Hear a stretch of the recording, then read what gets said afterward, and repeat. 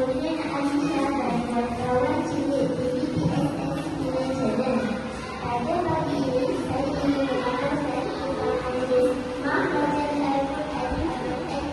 Rasulullah dan istimewa pada tahun ini menjadi tuan rumah untuk majlis pada hari ini.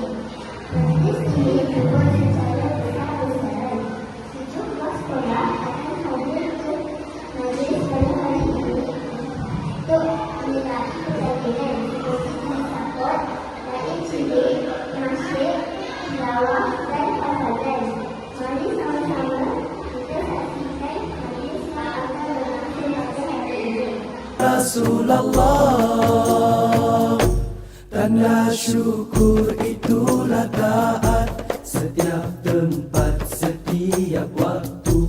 Syukur itu dapat dilihat pada sikap dan tingkah laku. Marilah bersama kita bersyukur kepada Allah, kita bersyukur. Ucaplah Alhamdulillah, syukur kita kepada Allah.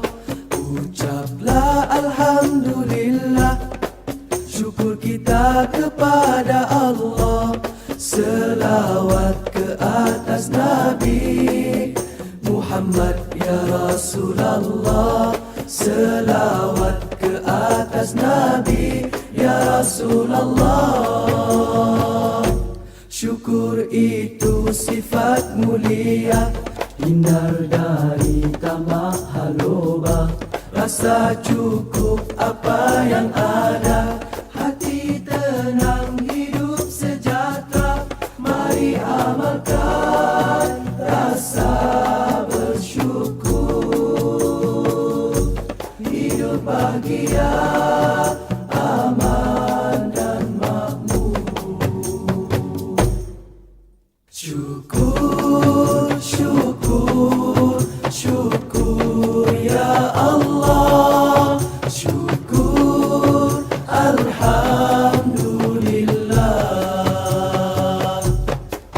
Syukur, syukur, syukur ya Allah. Syukur, Alhamdulillah. Ucaplah Alhamdulillah, syukur kita kepada Allah.